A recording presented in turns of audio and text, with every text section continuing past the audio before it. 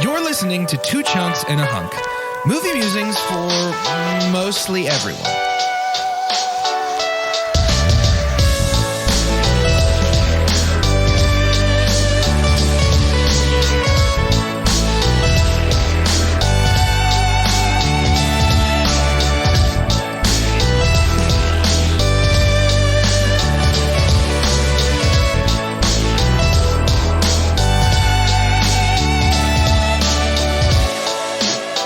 Welcome to Two Chunks and a Hunk.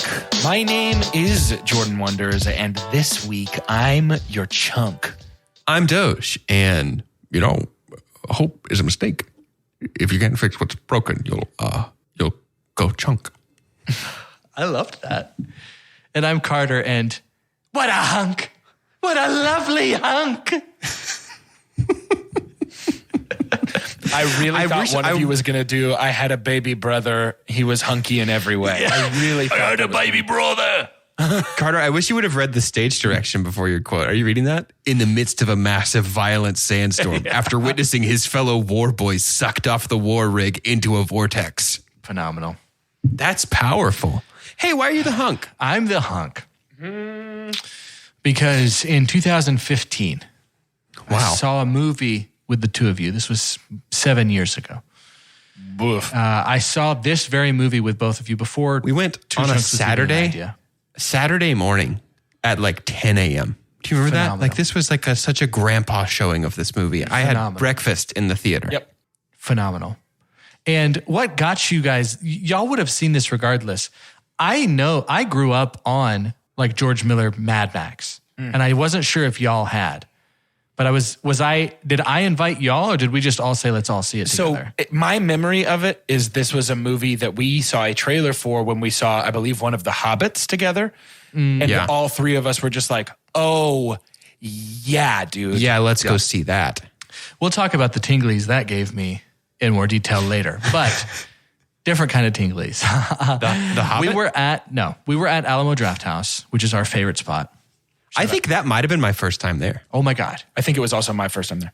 Oh my God. Shout out Alamo Drafthouse. They have themed menus. Now they're slowly working this back, understandably. I would imagine one of the first budget cuts when theaters are just kind of is fancy. I got a theme menu for Spider-Man No Way Home. I'm saying but that's the top. Just pay attention, dude. It used to be that it was like half the new movies you saw had some kind of themed menu. That's true. Right? That's true. So we're going and there's something called Mother's Milk. And I say, oh, that's nice. I believe it was some kind of alcoholic drink with some creamy component. It was like a spiked milkshake. Spiked milkshake. And I'm like, amazing. I'll have Mother's Milk, please. And I wanted to order this before the movie began so that I would not have the crouching tiger like going in front of me to like put up the mug or whatever. I prefer the hidden dragon approach. As if I would have even noticed anything happening because my eyes are glued completely on the sandscape of Fury Road. Anyways, I'm sipping through this. I even recall wiping some off my chin, maybe my neck. I might have missed at one point. And there's a scene that comes up to where Mother's Milk is revealed. The wonderful thing about Alamo Drafthouse themed menus, is that they get pre-screening. So they get to do these fun things that are on theme with the experience you're about to have. Even on like day one, like the menus are there too. What a fun job that would be to come up with. I think we would kill that, by the way. Yeah, that would be so fun. I think it'd be really good. Here we had Mother's Milk, and it shows us the scene of Mother's Milk. And I have Mother's Milk in my mouth at the time. Yes. Mm-hmm. And I just had, these two, I guess, being their first Alamo Drafthouse experience, knew that I was ordering this. Everyone knew that I had Mother's Milk, and it's in my mouth, and it was visceral. It was a visceral experience.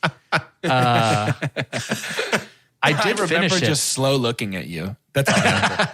Just a slow head turn of like, oh no. Oh wow, Carter. I do remember finishing it, but it might not have been as quickly as I had hoped before. It tasted different after that. Sure. Yeah, you changed, not the drink.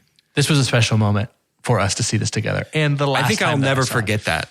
I think I'll never forget that for my whole life. Same. I can't believe it's the last time you saw it. We'll get into that here in just a second. We've got, I'm sure, lots of stories about this movie viewing experience. But before we do that, we should probably identify the movie because nobody can tell from this opening what it is for sure. Oh, yeah. We're continuing. This is our second installment of our 5 for Fighting. And we're gonna round out this second fifth with Mad Max. Oh, I'm sorry, with a movie known as Mad Max Fury Road. This fits into our international action film franchise due to being an Australian film. But before we talk about it any further, I do need for Doge to give us a synopsis. This week's IMDb synopsis comes to us from our very own road warrior, Nick Reganis. I knew it. Oh! I knew it. He's got to review this one. I mean, the king synopsify has returned.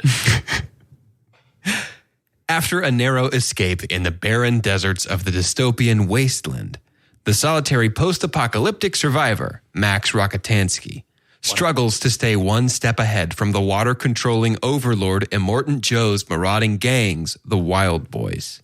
However, Max will soon cross paths with one of Joe's elite lieutenants, the fearless warrior Imperator Furiosa, who has just fled the Citadel in her heavily armored war-rig truck, absconding with an irreplaceable quintet of wives.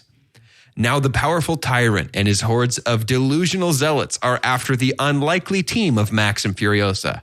However, before the unforgiving wasteland's deadly immensity. Wow. Before the unforgiving wasteland's deadly immensity, who has what it takes to survive? Nick. Flex on him, Reganis. Powerful. Good grief. Mercy me. Powerful. Phenomenal. Just want to be his best friend. It's all I want, Nick. Rockatansky. Rockatansky, even. Yeah, what a name. Not since the days of, what was it that we watched with Idris Elba? Pacific Rim. Have names been so en point? Exactly. En point. This movie holds a very special place in my heart for two reasons. Number one, we saw it together, and it was a movie we were incredibly stoked about. Yeah. Always a good time to walk in just and it lived knowing up. It's going to be awesome. And it lived up. That's walk in part. knowing it's going to be awesome, and then it is and exceeds awesome. even. And then also, I don't know if you guys remember this, Callie left for Pine Cove, which is a camp around here, to go be a counselor that morning. I said bye. I woke up, got coffee with her, and then she left to go be a counselor. And I announced to you boys when Carter showed up for us to drive together that Operation Engagement Ring had begun. So I was saving up secretly saving up for an engagement ring that summer while she was gone. And that was the day it began. So that was Mad Max Fury Road was my last entertainment purchase for the 2 months that she was gone. Phenomenal. I guess this was probably my last, if it was that, I didn't remember what time this came out. That was probably my last time hanging out with you guys before I moved to Washington that summer. Yeah, you moved pretty soon after that. Yeah. So this was a very special day for us. Look at that. If someone came to me and said, "Hey, I've never seen movies. Can you give me the crash course? Like, what about them is so awesome? Like, what's so great?" So would you show this to an alien? If I had, essentially that's what I'm saying. If I had to pick 5 movies that encompass, if I had to pick a really powerful, moving movie that really stirs the emotions, and then if I had to pick a great Green comedy, Book, and then I had to pick, if I had to pick these highlight movies, Mad Max Fury Road, this is everything good about action movies. Yeah. It's everything good. It's loud. It's intense. It's thrilling. It's beautiful to look at. It sounds incredible. This movie doesn't miss. This is probably a top 10 all-time movie for me. It is certainly for me. Yeah. At the time this came out, I had when that movie was announced was around the time that I just got the bug that I definitely get to. I had the itch I got to scratch now on a weekly basis with 2 chunks and a hunk. But I had dabbled in movie blogs before. Oh, yeah. And I had a blog called Let's Be Real, REEL, for all you creatives out there. Yeah, I remember this. And wrote about this because my experience with this, I grew up on Mel Gibson, another Aussie, Mad Max, and then Road Warrior, and then Thunderdome. These were always these really weird, almost grindhousey type movies. This is a Mel Gibson introduction. I looked this up. He was 22, 23 when the first Mad Max came out. And he's kind of a George Miller product. Miller found this kid and was like, I want you to play this role. And ever since then, really, I would attribute Mad Max to Mel Gibson in Hollywood being locked in for the unstable character. He's always, for legitimately, if he's not like popping his own shoulder back in Lethal Weapon, getting gutted and screaming in Braveheart, he's talking to a puppet. He's talking through a puppet, right? It's just like the man is unhinged, and it was perfect for this setting. I remember seeing a review, and this is in the midst of Avengers first peak. Yeah. Seeing a review that said, from multiple top critics, greatest action movie of all time. And I says, I mean, what if, right? And I have this optimism that I'm like, but what if it is?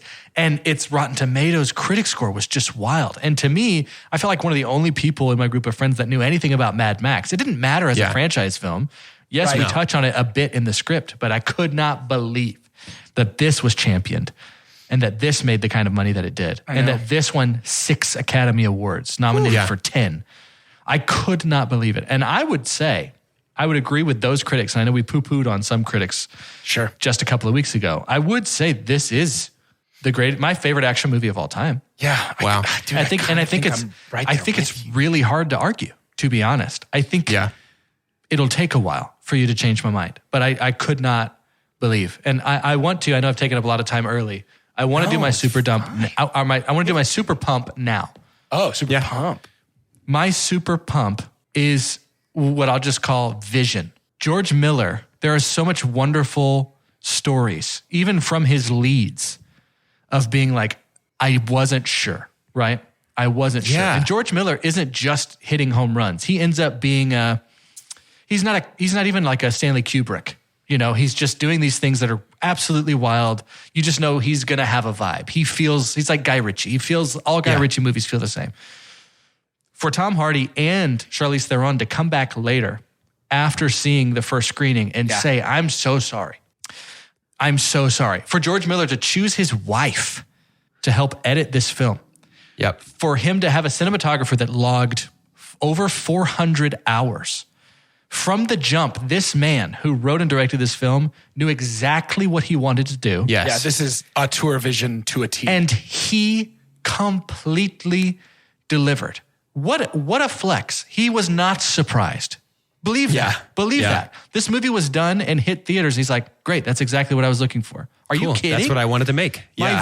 George Miller's vision and his commitment to that. Yeah, man. And dude, it's one thing to like say, hey, let's all get together and make this Vine. Let's all make this, you get 5 of your friends to come do that.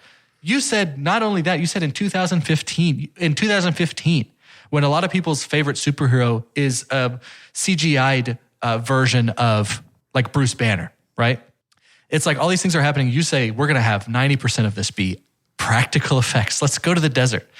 Let's crash a bunch of cars and blow some stuff up in a desert together. What? Also props to the people to commit to this, but I was wondering that, like, how does he sell this to his actors? You know what I mean? Like, what is the pitch like? He didn't. That's the problem is that Tom Hardy, well, not that he didn't, but Tom Hardy and Charlize specifically, that's what Carter was saying, had to come back around and be like, sorry for being a pill on set. You were right. No, that's what I'm wondering. Like, what about this made them say yes? Because obviously watching it finished, who wouldn't say yes? Yeah, but like course. when somebody's like, and then they drive past the crow people in the bog, and then Tom Hardy himself, capital T, capital H, Tom Hardy. This is when you get your 4th line of the movie, right? An hour and a half in. Yeah, 100.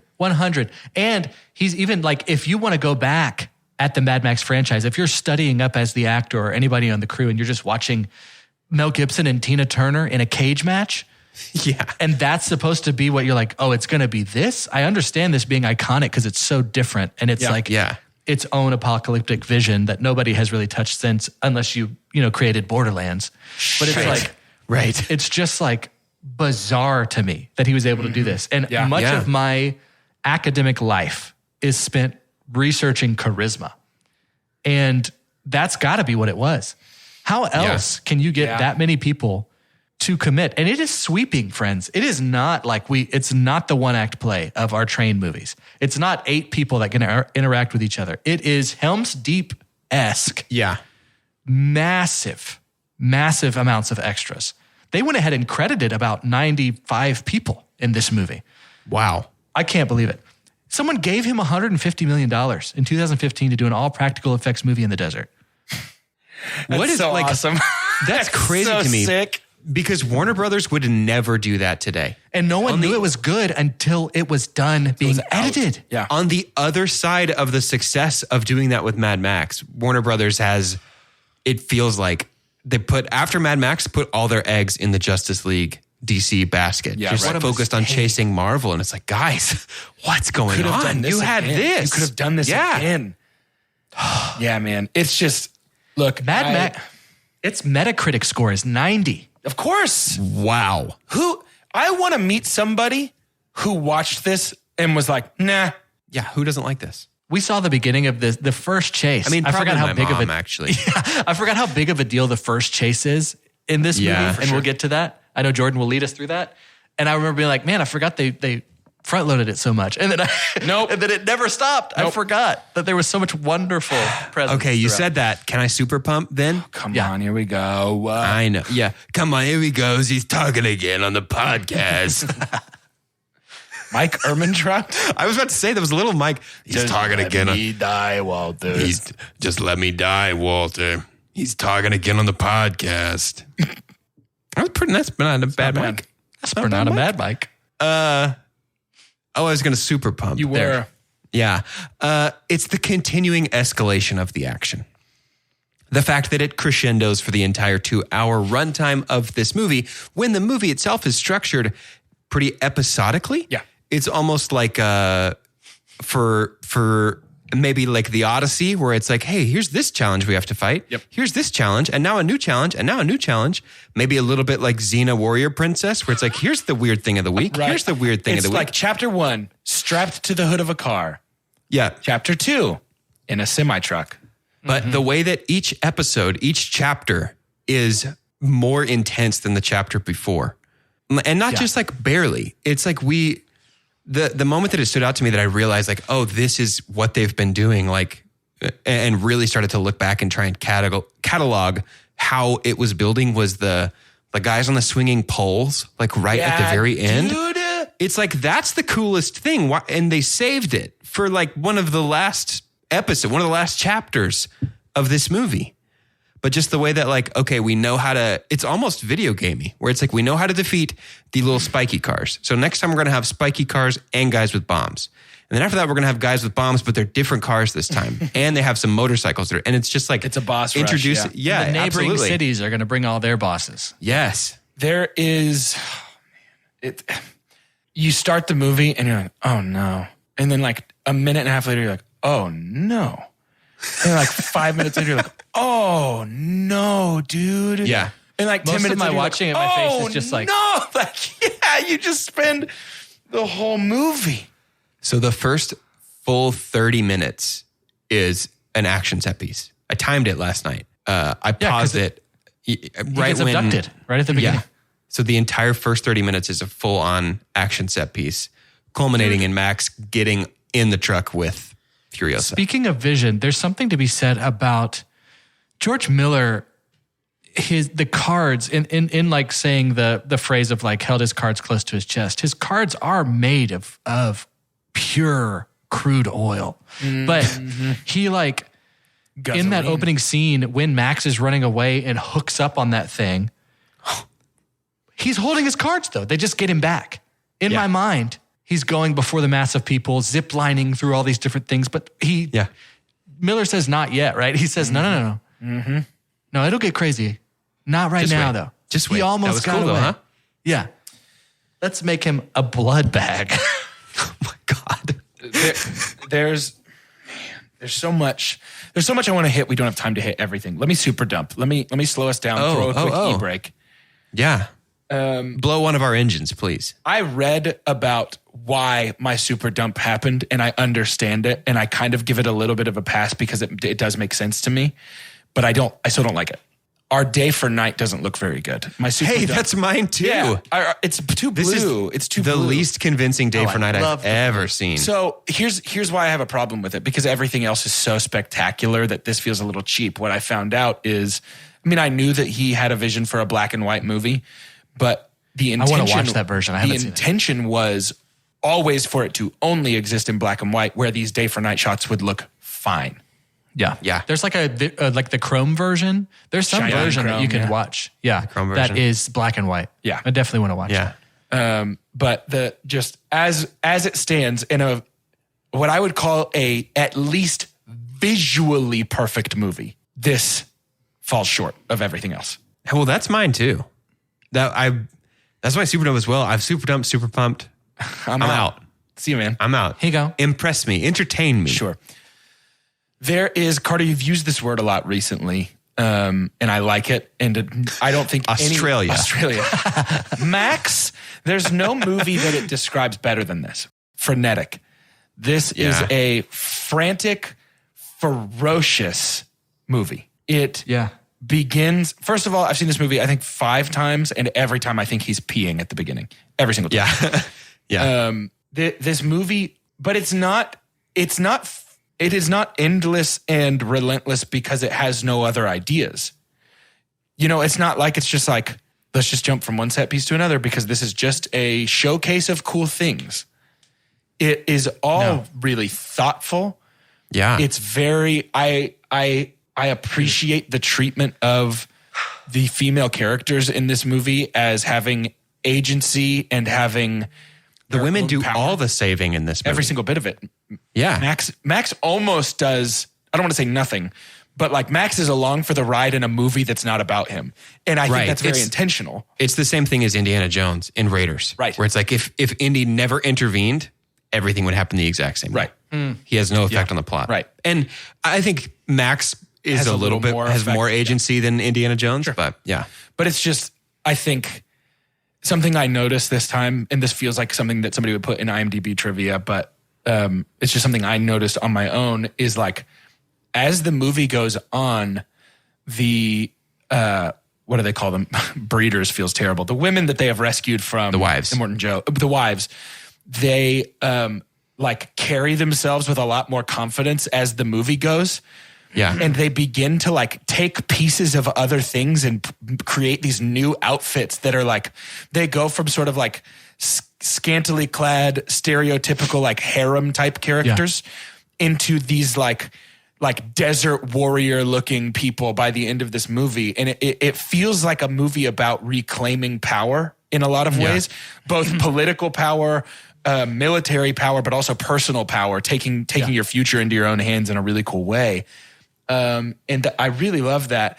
And it should tell you a lot about how fantastic this movie is, that's not even my super pump, but it's just so good. And it starts what feels like huge. In any other movie, it could be a climax, this kidnap and escape attempt. But this is the opening lowest stakes moment of our movie. Is this, we've got him now. We're tattooing the information so that we can pull him out of a refrigerator, basically, like he's an actual blood bag, and give him to Nux, our war boy, who's having a tough go. And I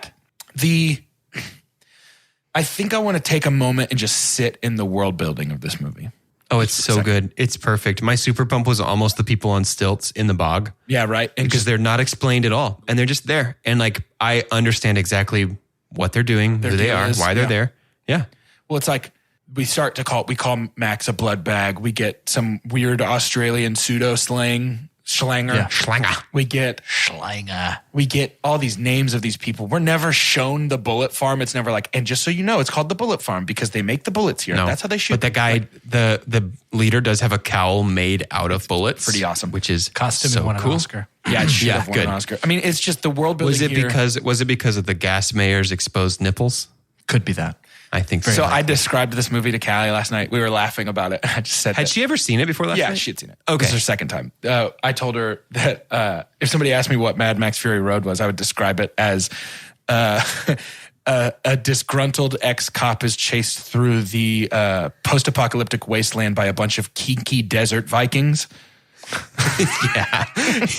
It's just a bunch of desert Vikings that took a wrong turn and missed their like BDSM meetup and just decided to high speed chase this ex-cop. Yeah. It is the rule. I mean, you know how I am with rules, but they set up this world where it's like, hey, guess what? Here's the rules. They worship engines. Gasoline, bullets, and water are the three most valuable resources in this world, other than the ability to create life. Yep. Yeah. Here we go. Let's start the movie. Yeah. We're using a human being as an IV bag and strapping him to the front of a car. I mean, I could hit play on this right now. I could go back to my living room and press play. The script is so sneaky thoughtful, though. It is. Like, I think it took me until my third. This is probably my fourth watch, maybe my fifth watch. I think it took me till like halfway through my second, maybe my third watch, to be like, oh, it's more than just cars blowing up. Like, I think I knew it, like, subconsciously, but then like being able to think about it and articulate, like, oh, Tom Hardy's performance is really good and subtle in this. He's doing a great job portraying what Max is going through. And Furiosa, Charlize Theron is great in it. And just, I don't know, it's sneaky Shout out thoughtful. Nicholas Hoult. He ends up being one of the more wonderful character arcs. He is spectacular as this unhinged, slowly dying war boy. I think a lot about every time I watch it, the scene where he is like freaking out because Immortan Joe looked at him. Yeah. And just like the way they set up this like idolization and worship of this man to the point where it's like, if he says, I got you, once you get to Valhalla, you're getting in. Yeah. I'm going to, the silver spray in the, like the things that exist in this movie couldn't come from a different mind, I think. Yeah. Right. And it's that kind of stuff. How do you pitch this to? Right. Yeah. How do you pitch this to Zoe Kravitz and be like, here's what I want you to do in this movie? It's very early Zoe. Yeah, it's an early It is. Zoe. It's a baby Zoe. It's a baby Elvis Presley's granddaughter. What's her name? Yeah. Riley Keough. Keough. Uh-huh. And it's an even babier, actual teenager, Lottie from Yellow Jackets. Dude, yes, right? The whole time we were like, I recognize her. Why do I recognize her? And then we finally looked it up. We were like, oh, look at that. Oh. The wonderful thing and the freshest thing to me, which Mad Max Fury Road is one of those that is so frenetic and visceral that like my opinion could very easily change in a couple of seconds because I remembered something else that happened. But one of the best parts of it to me is you really can't place it anywhere else. You've already alluded to that, but you watch this movie and you don't get to be reminded of anything else. Right. Yeah. In 2015, it is so very purely and clearly wearing the badge of action, chase, violence, which in themselves have so many buckets and branches in Hollywood. But I cannot tell you a single one that looks anything close. Right? Am I crazy? Yeah. No. It's a visual, it is a spectacle to behold this movie. Like, it is a visual treat to watch Mad Max Fury Road.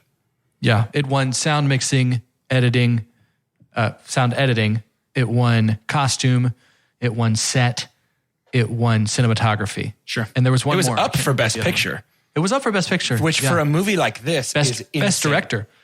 Yeah, which that's crazy. Around that time, the Oscars were doing the whole 10 nominations for Best Picture. Yeah. But really the flex was George Miller was nominated for Best Director, and there's still only 5 of those. Yep. Wow. And so understandably so. Like when we talk about his vision too, and I won't get too hung up on it. I can't guarantee that. Like he gets to say, because this was filmed chronologically. Yep. Oh, so wow. I imagine because they had to blow a bunch of stuff up. Yeah, 100%. He gets to say on the storyboard, okay, this is going to start with our protagonist eating a 2-headed lizard live, whole. Okay? And everybody's like, okay. Sure. Metal, I guess. Like, I love that what you said, how you described it to Callie. For me, it would be like, party picks up hitchhiker on the way to Burning Man. Like, it was just like, yeah. It's also so musical. Yeah. Yeah, we're going to talk about that a little bit in the second half for sure. Okay. It's a guarantee. I'll super dump before the ad, so maybe we forget about it. Oh. My super dump is, Doge, you were talking about how you really do get to pick on some of the more thoughtful themes, like the thoughtfulness of this. Mm-hmm. For me, it actually, I didn't want it to, but it helped for me to have captions on for Tom Hardy. Yeah, he's tough to hear. Yeah. My super dump He's a mumbly guy. Is Mumble Max. And I get it. I think he was just fully sold out to character. We spent 450 hours editing the film and nobody said, because they felt like truly it needs to be like that. There's a certain realism to it. I'm sorry that I can't enunciate Most well when of my the face dialogue is in the actually desert. ADR in this movie as well. Really? That's awesome. But yeah, Super Dump was, this being my second time, there was like half of his lines that made sense to me now. Because I feel like I didn't understand. Never knew a single thing he was saying when he was the blood bag on the front of the car. Oh, yeah. But yeah, that's my Super Dump. Yeah, no, that's valid. Yeah, I had a hard time understanding him too a couple of times. And it was, you ever have those moments where sometimes Callie will be like, what did he say? And I'll be like, 1 second. And I have to like run it back in my head 3 or 4 times. And then I can be like, okay, I think he said this. I don't know, actually. Yeah. I had a lot lot of that last time. I don't know. It doesn't matter. It's fine. It's okay. Right. Just watch the cars drive. Matter. It's just cool. The cars are driving. It's just Rosebud? I don't know. I don't think it has anything to do with it. It's not important. It doesn't matter. These are cars, not sleds. I don't know. It is time for shout announcements. And then I plan on coming out of shout announcements swinging. So stick around. To get swinged at? To get swung to. Swang it. Swung did. Schlanger. Schlanger.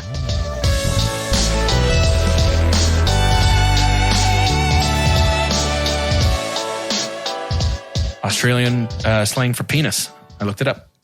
Cool. It's shout announcements time. Listen, it's shout announcements time. I heard. Next week, yes, through the grapevine. Next week, as we continue our 5 for Fighting series. I'm not going to sing this time. As we continue our 5 for Fighting series, we will be, this is ambitious, reviewing on Mini Monday and the regular episode, the Raid Redemption is what it's called, and the Raid 2. Cool. And that'll be Mini Monday for the Raid Redemption because it's a shorter movie, and then the full episode for the Raid 2. If you've never seen these movies, leave the preteens at home.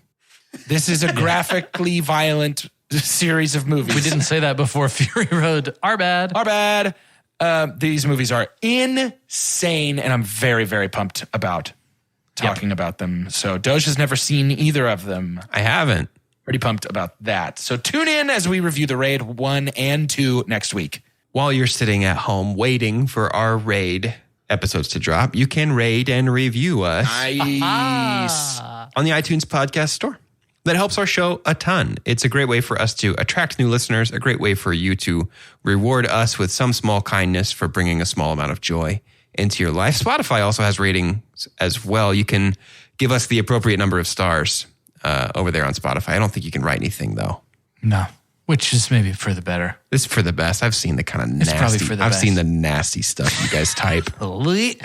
If you want to see the nasty stuff that a lot of your community types, you can join Discord. Or you can get on Nextdoor. Honestly, Nextdoor is pretty rough. Pretty Hey, tough congrats out there. on that sip, Jordan. That looks you. delicious. It does look good. Allie just took a cocktail class for her What? work via Zoom, and apparently has made Cool. me a delicious beverage. What is Well, it? that don't looks know. amazing.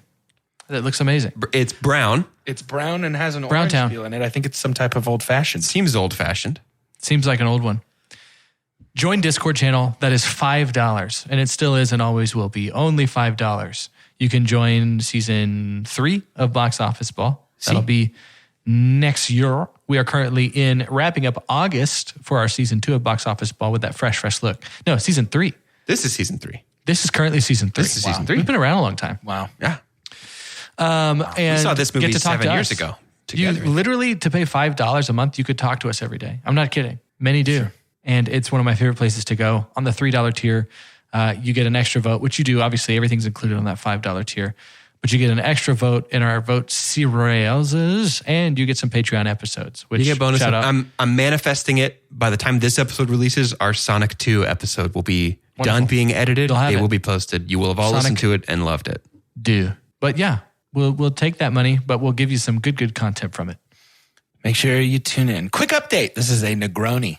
She has just texted me to let me know. I was going to guess that. I should have guessed that. There you go. Looked like there was Campari up in there. Squid? No, that's California, Doge. Calamari. Here we come. Calamari, here we go. Your favorite band's about to play a sold-out show. You got in Over here! With a friend, and found a spot close enough to see the set list. They're definitely playing your song. When you're with Amex, it's not if it's going to happen, but when. American Express. Don't live life without it. Gearheads know that some projects need so many parts, it feels like you need a whole storage unit just to store them. That's what eBay Motors' 122 million parts are for. Think of it as your virtual parts garage. They've always got the right fitment at the right prices. Use the eBay Motors app or visit ebaymotors.com. Let's ride. I'm gonna super pump now. Do it. Finally, some positivity. I'm still sifting through the sand to find the exact words for this super pump. It's like a moment emblematic of what I love. I'm gonna spell out the moment in this movie, and it sort of is like the collision of everything. Well, no, I do love. Carter has just made a guitar hand, which of course we haven't talked about the Doof Warrior yet. We will. We'll talk about the Doof Warrior. Oh my God. If it was called something else, I would be mad, by the way. Yeah, no, it has to be the Doof Warrior. Listen to me. I have a favorite moment in this movie. What is it? When I get chills talking about it. When our crew rolls up in the war rig, drives through the arch made of stone into the canyon pass. Furiosa steps out, and our friends on dirt bikes realize that she's not alone and she's being pursued by more cars than previously agreed upon. They get a little testy, and along with the rising of their anger, also rises the song by Junkie XL called Brothers in Arms that begins with that like,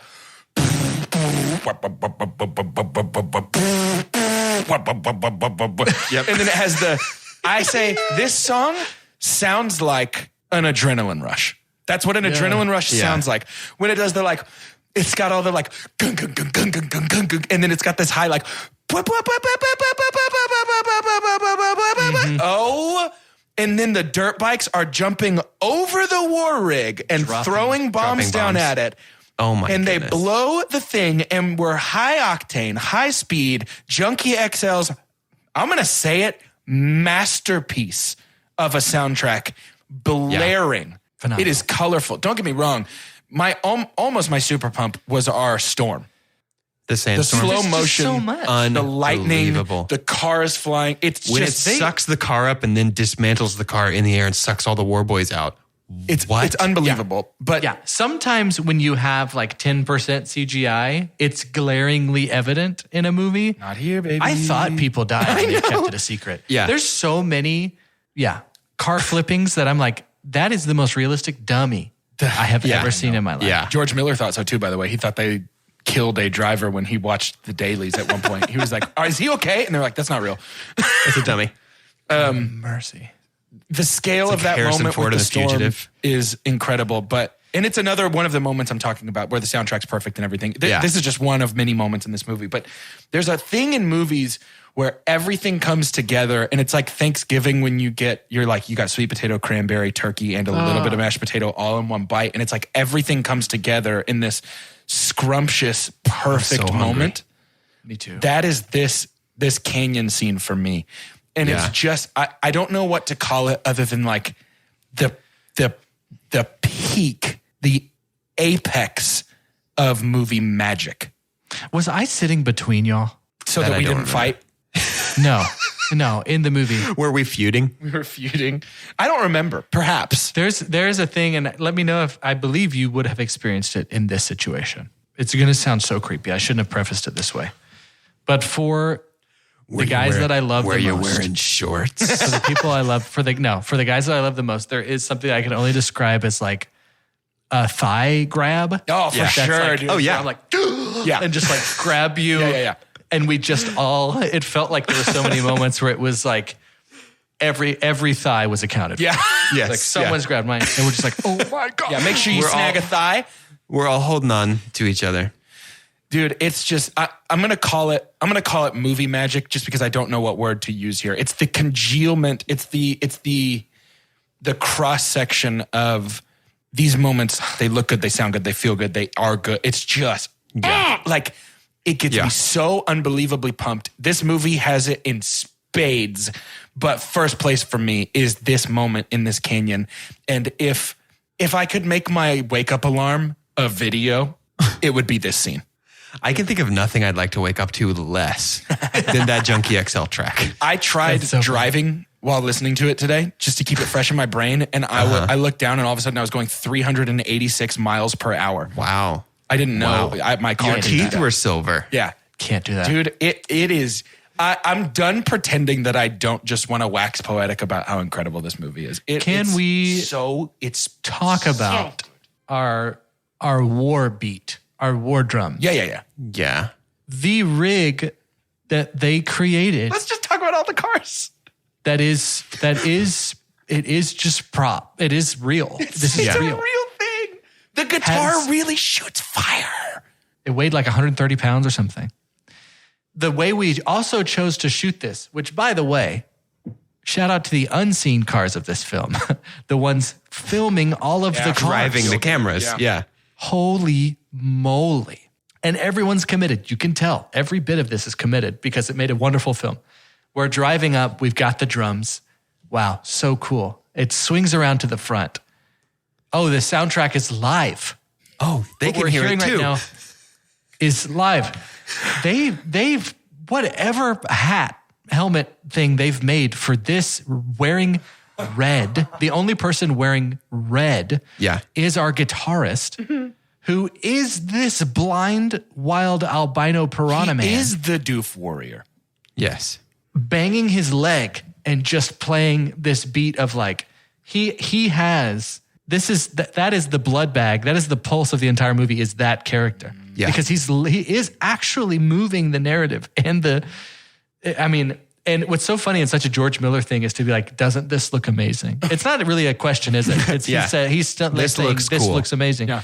To do that, but then to have the callback and make it in a thoughtful moment of Nicholas Hoult saying, "Witness me," before he dies and gives his life for these people. That big explosion that brings down the arch and out bungees that sword again a sword guitar that bungees out in front of us and then pops back. He knew what he had. Which he knew you wanted to see it closer and he just gave it to you. It's like the person that they were like, "Hey, I can get you pit tickets." And then at the end, they're like, "You can come back. You can meet him." Yes, 100%. No, come on. Dude. Yeah. That's a green room. Get whatever you want. Eat. You can take some home. It's fine. They got jumbo shrimps. Come on. Actually, we're going to go out after. You want to come with? There is a gentle thoughtfulness to moments in this movie. Max finally giving his name after the closeness has been earned by the two of them. Yeah. I think that there's something really sweet about him giving her his blood after this movie starts with his blood being taken from him against his will. It's his choice. He chooses to give the blood up for Furiosa. So originally, I don't know if you saw this. I'm usually not the read up on trivia guy before we record because I like to be surprised by the trivia you guys read, but I love this movie too much. I had to read it. Did you see that originally this movie ended with Max on the elevator with them going up? And Tom Hardy was the one that turned to George Miller and said, he wouldn't go. Yeah. Dude. He wouldn't go. That's not what he is. He's not, he's got to move on. In the midst of this crazy, and I'm not going to pretend that this is some like Oscar-winning script or anything that deserves to be lauded for the dialogue choices or anything like that, but the story is thoughtful and clearly made. This movie is like, here's our food metaphor. I'm also hungry, but we just like food metaphors here. This movie is like going to a steakhouse and getting the burger. Have you guys heard people talk about steakhouse burgers? Where it's like the best burger you're ever going to have is probably at a steakhouse, but also their steak. This is like the chef at a steakhouse coming out and being like, "Hey, I really want you to try this burger." And just trust me. It's not the thing that got them their Michelin star. It's not the thing that people are driving out of their way to get, but you eat it and it just outshines every other burger. That's what this is, right? It's this thoughtful, gentle moments sprinkled into this nonstop thrill ride of a movie. Yeah. And that is just one more. I'm not going to say it's the thing that elevates it above other movies. Yeah. It's one more ingredient. All of the usually clearly colored orbs that are going into my mind with my Inside Out crew. Sure. They're all tie-dye during Fury. Everything is completely mixed because he is both blatantly and subtly creating stakes. Because I do believe he gets us more hooked and worried about the peril of Furiosa and the crew by giving us the little moments. One of the best action scenes is the first time Max and Furiosa meet. Yep. Yeah. When he a still great has fight. the thing on his face and now everybody's fighting him. You know, what's Holt's character? Nux. Nux wakes up and they're chained together. Like all of these stressful as heck moments. But we're still getting, you know, Tom Hardy is so incredibly emotive. Can you And identify a Charlize more Theron. aggressive drink of water in any movie? Then you And you can see the dirt coming out of it too. It's like Yeah. dirty at first. Yeah, wonderful. It's perfect. Just phenomenal. And I told Callie, I slapped her knee and I was like, wait. Best warning shot in movie history right here. Yep. The right around her head. Yo, it looks so The cool. best Scary. warning shot in movie history. It's so perfect. I think something that lends this movie a lot of its, maybe aggression is the wrong word, maybe kineticism is a better word, is how much of it is played back at like 1.1 speed. Yeah, right. 1.15 speed, sometimes And even it makes 1.2. Tom Hardy's It's signature wobble look very funny. Very wobbly. But so much of it is like, that's a little sped up. That's a little fast, isn't it? Yeah. George Miller has always done that. Yeah. From what I can remember. That's been one of his things that he does a lot. And what's funny to me, in Fury Road, which is this perfect, almost exactly 2-hour movie, he's kind of like, but I get to do whatever I want. And this is a me thing. I'm not going to get rid of the action. I still want you to see this. I'm just going to speed it up. Yeah. Need to see all of it. It'll still be here. Yep. I'm just going to speed it up. It's because he learned his lesson with Happy Feet. Finally learned he learned his lesson. Penguin, I mean, those real penguins, they just move so slowly that it's imperceptible to humans. He played it back at 10 times speed. There is so much more to discuss with this movie, things that we've missed. We talked, the guys on the bendy poles is so cool. The way that they fight, all of their combat is geared towards vehicles. It's like, it's the same as like knights used to ride with swords that were long enough to hit another rider because they knew they would be fighting on horseback frequently. Like War Boys are essentially like automotive centaurs. It's just like they're part of it. Bullet farmer pulling a bullet tooth out to shoot. incredible. There's millions of things. It feels like it's endless. And And then when he's blinded, that's Yeah. good. and then That's a has the great two scene. submachine guns, just wasting bullets now because he's angry. I mean, here we are at the end. Chris Farleying again. Sure. Well, I think that's going to be sort of a consistent theme throughout this series. That if I might be had to the guess. series. That's okay though. I think there Maybe is it's just 5 for something- Farleying. We have hey, that's not bad. We have the consistency of the like cancer, radiation poisoning, whatever it is that is causing these tumors. People's noses are falling off. Even Nux, who has his nose, you can see it starting to separate up at the top. Like he's going to lose his nose. Like the what's the guy from the Gasoline place? He's got like a false nose. the nipple essentially guy. like the nipple guy. He has a false nose that's essentially like a nose monocle. the man-eater. Yeah, that's right. Wow. I just I don't know, man. This movie holds such a special place in my heart because it is, as far as action movies go, which everything's on a different scale in my brain. They're so subcategorized, but as far as action movies go, this is as close to perfect as I have ever seen and likely will ever get in my lifetime. Yeah. Yeah. And I long for the day that something beats this because I will lose my mind. Yeah. Yeah. Doge, what looks cooler? So it's for both of you, but I think Doge is a big Interstellar boy. What looks cooler? Massive wave coming, massive dust storm coming. Wow, what a question. I think the dust storm is cooler because I think it keeps going out. it prompted, like when we watched Interstellar, I was like, whoa. And when the dust storm came out, I was like, Jess, are you seeing this? Mm-hmm. Are you kidding me? I have a water thing. It was right? terrifying. I'm terrified of water. Dust storm scarier. Dust storm's cooler. When there's lightning in it, you're like, oh. The colors, all of a sudden we have these purples and blues that we haven't had any of in the rest of the movie. We have purple, blue, red, orange, yellow. We have white in the lightning. We have this terrifying vortex, several terrifying vortexes all over. There's like 4 tornadoes in it. Yeah. I don't know, man. I want to kiss George Miller on the mouth. Yep. Who will be fighter number 2 in our 5? We got to make sure we do that. Who will join Ram Raju? I have my pick. I think I have my pick as well. As Doge ponders, in 5 for Fighting, we are on this journey to pick our 5 for fighting. Essentially, who are the crew that more of our franchise films or American films need to pick out and learn from here? I mean, I got it. I'm ready. We started with Ram Raju from RRR. Yeah. Holy moly. So How did we do it cool. last time? Did we do it on 3 or something? I think it was so. unanimous last time, so I'll go first. You want me to go first? Yeah, I'll go first. Furiosa. Yeah, mine too. Okay. I was going to say, so I was torn. I was going to say Nux. Okay. Just because most of Furiosa's actual fighting is driving a big thing. But now that you've said it, who does cooler stuff in this movie than Furiosa herself? Exactly. It's Furiosa. Who is cooler in this movie than Furiosa? I am jumping fully on board with Furiosa. It is definitely Furiosa. Dude, our team is already Ram Raju and Furiosa. Furiosa. Do we even need the other three? I don't think we do. Maybe what's best is at the very end of this series, we put together a team of 5 opponents from these movies for them to face. And I feel that. We see if we think that the combined forces, which might be a little bit of a dud because I think the good guys win in all of these movies. Yeah. So they've already beaten the people. We'll figure something out.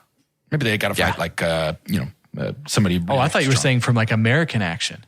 Oh, no. They all have to each individually fight Hans Gruber. America against the world.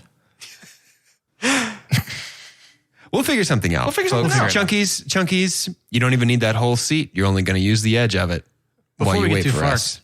Quick shout out. We mentioned it on Mini Monday and maybe even before this episode. We do know that Anya Taylor-Joy is confirmed to play a young Furiosa in an origin film about Furiosa. I imagine directed and written by her arm. Yeah, directed and written by George Miller. Yep. So it's been trying to get this made for a while, but the Mad Max rights were super tangled up, and Warner Bros. Was like, if you make another one, we get to keep all the money from it. And he was like, honestly, then I won't make it. Hate Warner Brothers.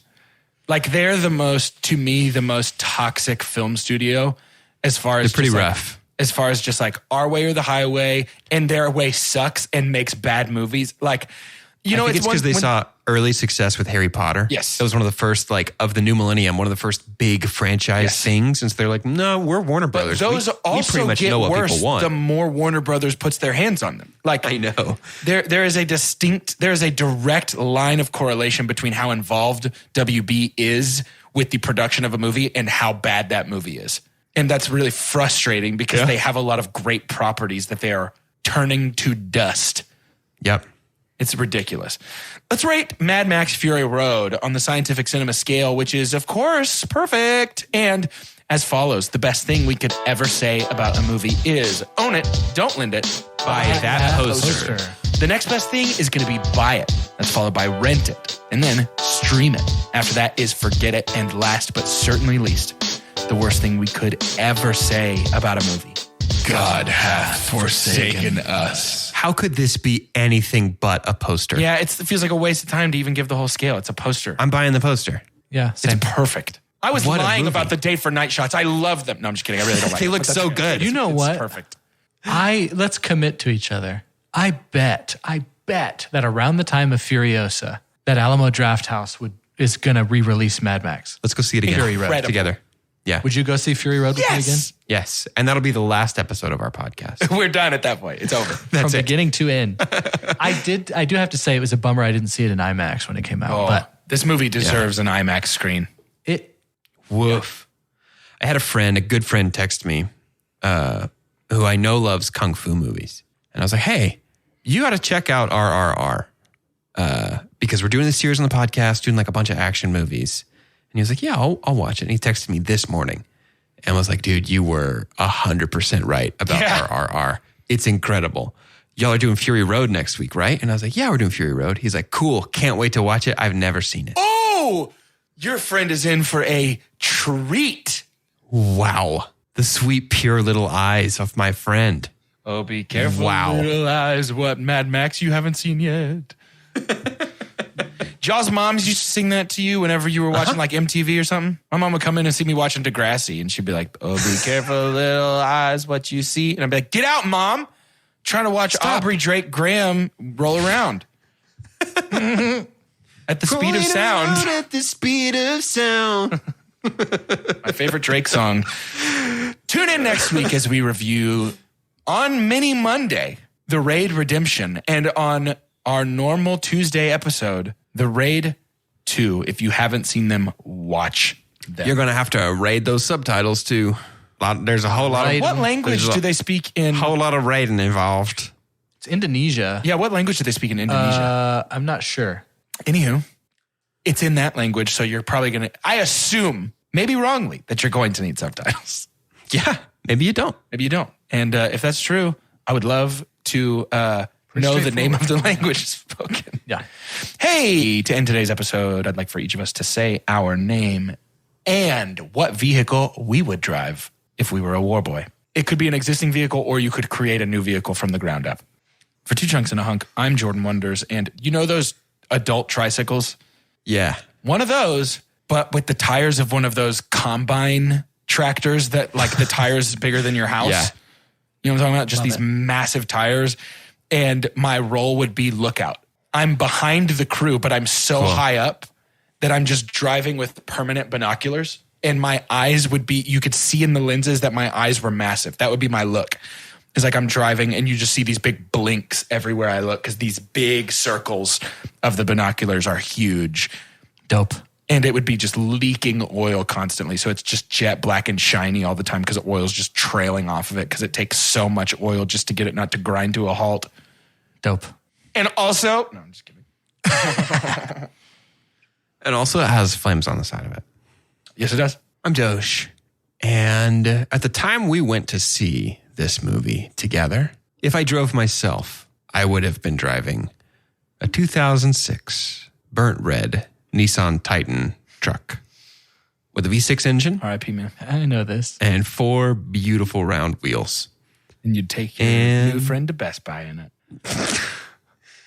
And that's what I'd drive in the wasteland. And it's sneaky because everybody would see that car and be like, that's a really crappy car. I don't have to be afraid of that guy. But they do. Why? I love it. Because I'm Mad Doge. Because he's mad. Mad Doge. Fury Residential Road. Fury Doge. My name is Carter, first of all. I am Carter. And I'd be driving a DeLorean. And it's really because DeLoreans are not very high off the ground from like top of the roof. And my exhaust pipes there'd be multiple because I'd be a big NOS boy. The exhaust pipes are spread out in a way to look like these hands that are ready to just accept something from the sky. Like these are these fingers.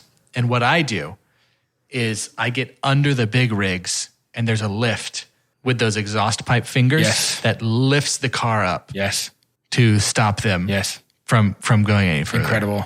As I'm revving, like revving the engine out, there's just flames coming from these fingers to pick it up. We didn't even talk about the harpoon with the rake that stops them from going. Just watch it. Dude. It's so cool. Yeah, dude.